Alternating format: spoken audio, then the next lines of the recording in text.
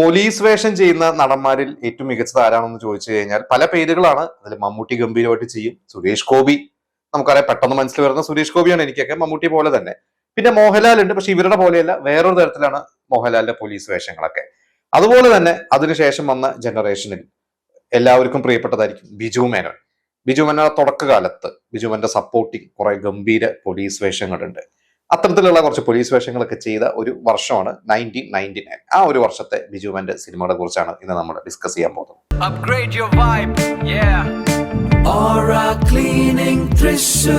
ഇതിൽ ആദ്യത്തെ സിനിമ പത്രം. പത്രം സിനിമ ഞാൻ പലപ്പോഴും റിപ്പീറ്റ് കാണുന്ന ഒരു സിനിമയാണ്. കാരണം കോമഡി സിനിമകൾ നമ്മൾ റിലാക്സ് ചെയ്യാൻ വേണ്ടി കാണും. അതുപോലെ തന്നെ ഇതുപോലെ നല്ല മാസ് സിനിമകൾ ഇപ്പോഴും പത്രത്തിലേക്ക് ഒരു ഡയലോഗുകളൊക്കെ നമുക്ക് പലർക്കും ബൈഹാർട്ടാണ്. നിങ്ങൾ എല്ലാവർക്കും ബൈഹാർട്ടായിരിക്കും. അതിൽ പല സീൻസും പല കഥാപാത്രങ്ങളും ഇന്ന് അതുപോലെ ഇറങ്ങുന്നില്ല. പല സിനിമകളും അതുപോലെയുള്ള ചില നല്ല മാസ് പൊളിറ്റിക്സും അങ്ങനത്തെ സിനിമകൾ, നല്ല തീപ്പൊരു ഡയലോഗുകളൊക്കെ സിനിമകൾ വല്ലപ്പോഴും ഇറങ്ങുന്നുണ്ടെങ്കിൽ പോലും ഈ പറയുന്ന പഴയ സിനിമകളുടെ ഒരു നിലവാരമോ അല്ലെങ്കിൽ അതുപോലെ നമുക്ക് ആസ്വദിക്കാൻ പറ്റുന്നില്ല. അത് റൈറ്റിങ്ങിന്റെ തന്നെയാണ്. പത്രത്തിന്റെ നട്ടെല്ലെന്ന് പറയുന്നത് രഞ്ജി പണിക്കരുടെ സ്ക്രിപ്റ്റ് തന്നെയാണ്, ജോഷിയുടെ ഡയറക്ഷൻ, സുരേഷ് ഗോപി, മഞ്ജു വാര്യർ, അതിലെ വില്ലനായ NF വർഗീസ്, പിന്നെ കൊച്ചിൻ ഹനീഫ, മുരളി, ഒരുപാട് കഥാപാത്രങ്ങളുണ്ട്. അതുപോലെ തന്നെ എടുത്തു പറയേണ്ട ക്യാരക്ടറാണ് ബിജു മേനോന്റെ കഥാപാത്രം. ശരിക്ക് ബിജുമേന്റെ പോലീസ് വേഷങ്ങളിൽ ഏറ്റവും ബെസ്റ്റ് പോലീസ് വേഷങ്ങൾ ഒന്ന് എടുത്തു കഴിഞ്ഞാൽ ആ കാലഘട്ടത്തിൽ അത് പത്രം തന്നെയാണ്. ശരിക്കും ആ സിനിമ തുടങ്ങി രണ്ടാം പകുതിയൊക്കെയാണ് സുരേഷ് ഗോപി ബിജുമേൻ ആ സിനിമയിൽ വരുന്നത്. SP ഫിറോസ്. ഫിറോസ് എന്ന് പറയുന്ന ഒരു ക്യാരക്ടറും ബിജുമേന്റെ ഒരു, എനിക്കിപ്പോഴും ഓർമ്മയുണ്ട് ആ സിനിമ, ബിജുമേനോന്റെ ഒരു ഇൻട്രോ ഉണ്ട്. അതിങ്ങനെ ഒരു ബിജുമേൻ അങ്ങനെ വണ്ടിയിൽ നിന്ന് വന്നിറങ്ങിയിട്ട് തോന്നുന്നു, നേരെ വരുന്നു, അവിടെ നിൽക്കുന്ന ഒരാളുടെ അടുത്ത് സെല്യൂട്ട് ചെയ്യുന്നതിന് കുറച്ച് തൊപ്പി കറക്റ്റായിട്ട് വെക്കാൻ പറഞ്ഞു കൊടുക്കുന്നു. പിന്നെ അവിടെ നിന്ന് ആ സ്പടികൻ ജോർജിന്റെ ഒരു കഥാപാത്രം ഷൂസ് എടുത്ത് വലിച്ചെറിയുമ്പോൾ അവിടെ വന്ന് ഒരു ബിജുമേന്റെ ഒരു പെർഫോമൻസ് ഉണ്ട്. വളരെ സൈലന്റ് ആയിട്ട് വന്ന് വളരെ സോഫ്റ്റ് ആയിട്ട് പെട്ടെന്ന് മാറുന്നതും ചൂടാവുന്നതും അതിൽ തന്നെ നമ്മൾ ആ ഒരു ക്യാരക്ടർ എസ്റ്റാബ്ലിഷ് ചെയ്ത് കഴിഞ്ഞു. എനിക്കൊന്ന് നല്ല ഗംഭീരമായിട്ടുള്ള ഒരു ക്യാരക്ടർ തന്നെയാണ് ബിജുമേന് കൊടുത്തിരിക്കുന്നത്. അതിന്റെ ഒരു ക്ലൈമാക്സും കുറച്ച് ബിജുമേനൻ അതിൽ ബിജുമേനൻ മരിക്കുന്നതാണ്. പക്ഷെ അതിൽ പോലും നമുക്ക് എനിക്കൊണ്ട് ആ ഒരു ചില സീൻസ് എത്തിക്കഴിഞ്ഞാൽ എവിടെയോ സുരേഷ് ഗോപിനെ പോലും ബിജുമേനൻ കടത്തി വെട്ടുന്നത് പോലത്തെയുള്ള ചില ഒരു ഇതായിട്ടാണ് എനിക്കൊക്കെ ഫീൽ ചെയ്തിട്ടുള്ളത്. നല്ലൊരു സിനിമ തന്നെയായിരുന്നു. ഈ പത്രം സിനിമ ശരിക്കും കുറച്ച് ഡിലേ ആയിട്ടാണ്, കാരണം ആ സിനിമ ഷൂട്ട് തുടങ്ങി എനിക്കൊന്ന് പത്രമാണോ കണ്ണെഴുതി പൊട്ടും തൊട്ടാണോ എന്നറിയില്ല. മഞ്ജു വാര്യരുടെ ലാസ്റ്റ് സിനിമ എന്ന് പറഞ്ഞിരിക്കുന്നത് കണ്ണെഴുതി പൊട്ടും തൊട്ടാന്ന് തോന്നുന്നു. കണ്ണെഴുതി പൊട്ടും തൊട്ട് കഴിഞ്ഞിട്ടാണ്, അതിന്റെ ഷൂട്ട് കഴിഞ്ഞിട്ടാണ് മഞ്ജു വാര്യർ കല്യാണം കഴിക്കുന്നത്. അത് കഴിഞ്ഞ് പിന്നെ എന്റെ ഡബിങ്ങിന് വരും ഒക്കെയാണ് വന്നിരിക്കുന്നത്. പക്ഷെ പത്രവും സിനിമയും ആണ് ആദ്യം ഇറങ്ങിയത്. അത് ശരിയാണ്, പത്രവും എനിക്ക് ഇപ്പൊ എക്സാക്ട്ലി അറിയില്ല. എന്തായാലും ഈ രണ്ട് സിനിമയും 1999 റിലീസ് ആയിട്ടുള്ളത്. എന്തായാലും പത്രത്തിൽ ബിജുമേന്റെ ഒരു ക്യാരക്ടർ അതിഗംഭീര ക്യാരക്ടർ തന്നെയാണ്. ബിജുമേന് ഭയങ്കരമായിട്ട് ഗുണം കിട്ടി. ആ വർഷം ബിജുമേന് ഏഷ്യാനെറ്റ് ഫിലിം അവാർഡ്സ് കിട്ടിയത് പത്രത്തിനും അതുപോലെ തന്നെ കണ്ണെഴുതി പൊട്ടത്തോട്ട്, ഈ രണ്ട് സിനിമയ്ക്കും കൂടിയാണ് ബിജുമേന് ബെസ്റ്റ് സപ്പോർട്ടിംഗ് ആക്ടറിനുള്ള അവാർഡ് കിട്ടിയിട്ടുള്ളത്. പിന്നെ അടുത്തൊരു സിനിമ കണ്ണെഴുതി പൊട്ടും തൊട്ട്. ഇപ്പൊ നമ്മൾ പറഞ്ഞ പത്രത്തിന്റെ നേരെ വിപരീതമായിട്ടുള്ള ഒരു ക്യാരക്ടർ ബിജുമേന്റെ. അത് ഒരു മഞ്ജു വാര്യരുടെ ഷോ തന്നെയാണ് ആ ഒരു സിനിമ. മഞ്ജു വാര്യരും തിലകനും ബിജുമേനും ഇവര് മൂന്ന് പേരുടെയും മത്സരം തന്നെയാണ്. എനിക്കൊന്ന് മഞ്ജു വാര്യർ അന്ന് നാഷണൽ അവാർഡ് മഞ്ജു വാര്യർക്ക് കിട്ടേണ്ടതായിരുന്നു. ഒരു പക്ഷെ എനിക്കൊരു സ്പെഷ്യൽ ജൂറി എന്തോ മഞ്ജു വാര്യർക്ക് അന്ന് കിട്ടിയിട്ടുണ്ട്. ഒരു പരാമർശം മാത്രമേ അന്ന് മഞ്ജു വാര്യർക്ക് കിട്ടിയിട്ടുള്ളൂ. അതിൽ ബിജുമേന്റെ ഒരു വില്ലൻ ക്യാരക്ടറാണ്. അതിൽ അച്ഛനും മകനോട് തിലകനും ബിജുമേനും കൂടിയുള്ള മത്സരിച്ചിട്ടുള്ള ഒരു പെർഫോമൻസ് തന്നെയാണ്. പക്ഷെ കൂടുതൽ അപ്രീസിയേഷൻ കിട്ടിയിരുന്നത് മഞ്ജു വാര്യർക്ക് തന്നെയാണ്. പക്ഷെ ബിജുമേനും നല്ല ഒരു പാട്ടുണ്ട്, ഹരി ചന്ദൻ എന്ന് പറഞ്ഞ ആ ഒരു പാട്ട്, അത് ഗംഭീരമായിട്ടുള്ള ആ ഒരു പാട്ടിൽ ബിജുമേന്റെ നല്ല ഭാഗമാവാൻ പറ്റി.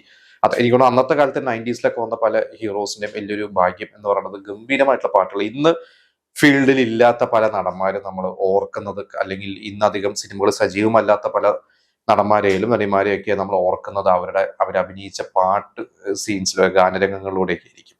ഈ പറയുന്ന കണ്ണെഴുതി പൊട്ടും തൊട്ട് അതുപോലെ തന്നെ പത്രം, ഈ രണ്ട് സിനിമകൾ കൂടിയാണ് ബിജുമേൻ അന്ന് ഏഷ്യാനെറ്റ് അവാർഡ് കിട്ടിയിട്ടുള്ളത്. അടുത്ത സിനിമ മറ്റൊരു പോലീസ് വേഷമാണ് FIR. ഷാജി കൈലാസിന്റെ സിനിമ, ഡെന്നിസ് ജോസഫിന്റെ സ്ക്രിപ്റ്റ്. നല്ല രസമുള്ള സിനിമ തന്നെയാണ്. അതിൽ പോലീസുകാരനാണ്, പക്ഷെ പത്രത്തിലെ പോലെ പോലീസല്ല. ഇതിൽ ചെറിയൊരു തരികട, സസ്പെൻഷൻ, അഴിമതി ഇതൊക്കെ ചെയ്യുന്ന ഒരു പോലീസുകാരനായിട്ട് ഒരു സർക്കിൾ ഇൻസ്പെക്ടറായിട്ടാണ് ബിജുമേനെ ചെയ്തിരിക്കുന്നത്. അതും ഈ പടം തുടങ്ങി കുറച്ച് കഴിഞ്ഞിട്ടാണ് ബിജുമേന്റെ ക്യാരക്ടർ വരുന്നത്. പക്ഷെ നല്ല ഒരു രസമുള്ള ക്യാരക്ടറാണ് സുരേഷ് ഗോപിയുടെ കൂടെ. എനിക്കുണ്ട് ഇവരുടെ ഒരു കോംബോ ഭയങ്കര രസമാണ്. സുരേഷ് ഗോപി ബിജുമേനൻ മമ്മൂട്ടിയുടെ കൂടെയും അഭിനയിച്ചിട്ടുണ്ട്, മോഹൻലാലിന്റെ കൂടെയൊക്കെ ഉണ്ടെങ്കിൽ പോലും എനിക്ക് തോന്നുന്നു ഈ ബിജുമേനൻ പോലീസ് ഓഫീസറായിട്ട് പിന്നീട് ബാബ കല്യാണി പോലത്തെ സിനിമയിലൊക്കെ മോഹൻലാലിന്റെ കൂടെ അഭിനയിച്ചിട്ടുണ്ട്. പക്ഷെ എനിക്ക് തോന്നുന്നു സുരേഷ് ഗോപിയുടെ കൂടെ അഭിനയിക്കുമ്പോൾ ഒരു വേറൊരു റാപ്പ് ഒരുക്കുന്നത് പോലെ എനിക്ക് പേഴ്സണലി ഫീൽ ചെയ്തിട്ടുണ്ട്. അതിപ്പോ പത്രം അതെ, FIR ഒക്കെ അതെ. എന്തായാലും FIR നല്ലൊരു സിനിമ തന്നെയാണ്. സുരേഷ് ഗോപി ബിജുമേന്റെ നല്ലൊരു ക്യാരക്ടർ തന്നെയാണ്. ആ ഒരു സിനിമയെ കുറിച്ച് എനിക്കൊന്ന് പൃഥ്വിരാജ് അയ്യപ്പനും കോശിയുടെ പ്രൊമോഷൻ സമയത്താണ് തോന്നുന്നു അന്ന് പൃഥ്വിരാജ് പറഞ്ഞിട്ടുള്ളത് ബിജു മേനോന്റെ വലിയൊരു ഫാനായി മാറിയത് ബിജു മേനോന്റെ ഏറ്റവും ഇഷ്ടപ്പെട്ട ഒരു പോലീസ് വേഷം FIR ആണ്.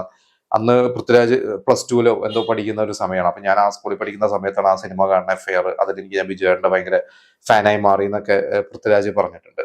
FIR ഇതുപോലെ അന്ന് തൃശ്ശൂര് 2 തിയേറ്ററിൽ ഇറങ്ങിയിട്ടുണ്ടായിരുന്നു. തൃശ്ശൂര് രാമദാസിലും ബിന്ദുവിലും. അതും അത്യാവശ്യം അന്ന് ആ ഒരു ഹിറ്റായി പോയി. അതൊരു വിഷുവിന് മുമ്പാണ്, ഒരു മാർച്ച് മാസം. എന്താണ് പത്രവും FIR ഒരേ സമയത്ത് തിയേറ്ററിൽ ഉണ്ടായിരുന്നു.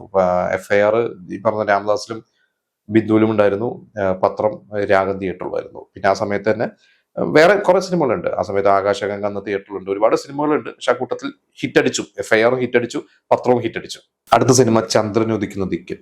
നല്ല ഒരു സിനിമ തന്നെയാണ് ലാൽ ജോസിന്റെ. ലാൽ ജോസ് ഈ പറയുന്ന മറവത്തൂർ കനവ് കഴിഞ്ഞ് ചെയ്ത ഒരു സിനിമ. ദിലീപ്, ബിജു മേനോൻ, കാവ്യമാധവൻ, സംയുക്ത വർമ്മ, എല്ലാവരും ആ സിനിമ കണ്ടിട്ടുണ്ട്. അതിൽ വളരെ നമുക്കൊരു ഇഷ്ടം തോന്നുന്ന ഒരു പാവം ക്യാരക്ടറാണ് ബിജു മേന്റെ.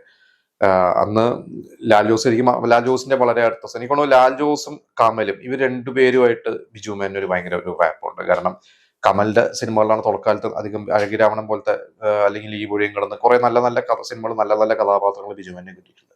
പിന്നീട് ആ ലാൽ ജോസിന്റെ ശിഷ്യനായ കമലിന്റെ ശിഷ്യനായ ലാൽ ജോസ് സിനിമ ചെയ്തപ്പോഴും ആദ്യ സിനിമയിലും അതിനുശേഷം വന്ന സിനിമകളിലൊക്കെ ബിജു മേനു നല്ലൊരു ക്യാരക്ടർ കൊടുത്തിട്ടുണ്ട്. അതേപോലെ തന്നെ നല്ലൊരു ക്യാരക്ടർ തന്നെയായിരുന്നു ബിജു മേനു അതിൽ കിട്ടിയിരുന്നത്.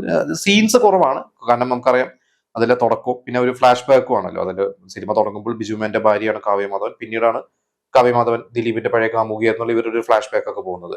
ശരിക്കും ആ ഒരു സിനിമ ഞാൻ ഈ അടുത്ത് സോഷ്യൽ മീഡിയയിലൂടെ വായിച്ചു. അതിന്റെ ഒരു ക്ലൈമാക്സ് ഒക്കെ കാണുമ്പോൾ പറയാം, അതിൽ ദിലീപ് സംയുക്ത വർമ്മേനെ കല്യാണം കഴിക്കുന്നു, ബിജുമേന്റെ ഭാര്യയാണ് കാവ്യമാധവൻ.